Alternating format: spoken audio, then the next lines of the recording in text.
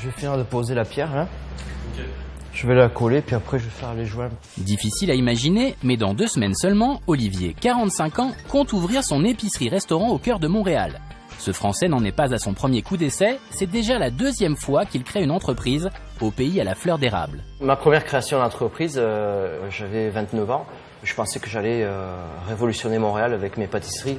Si Olivier était aussi sûr de lui, c'est parce qu'en France, des grands noms de la cuisine française comme Joël Robuchon se l'arrachaient. Le pâtissier, lui, ne rêvait que d'une chose, enfin pouvoir voler de ses propres ailes. J'ai refusé plusieurs postes et j'ai décidé de continuer mon bonhomme de chemin ici. J'avais besoin de trouver ma voie. Cette première expérience est couronnée de succès, mais Olivier préfère revendre ses parts. Aujourd'hui, cette épicerie-restaurant représente un nouveau défi dans la vie de ce serial entrepreneur.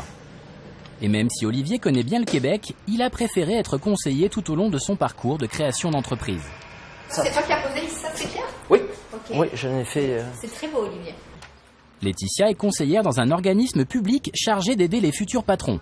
Son rôle, superviser le projet d'Olivier, de la conception au marketing.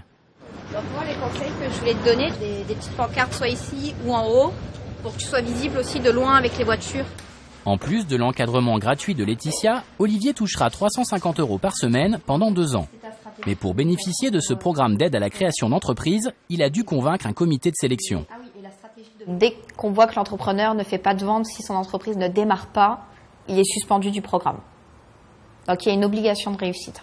Pour tenter sa chance au Québec, il faut donc être motivé et surtout bien préparé.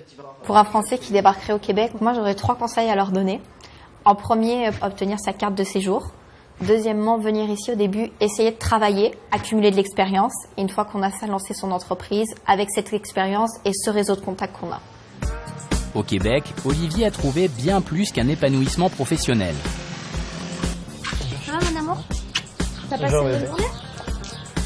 Il vit avec Marie, sa femme, qui est franco-italienne, et Eva, sa fille de 3 ans et demi, dans cette charmante maison de 110 mètres carrés.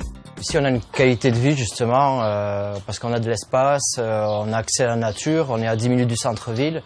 Donc, quand on est ici, on entend les oiseaux, on n'a pas l'impression d'être au centre.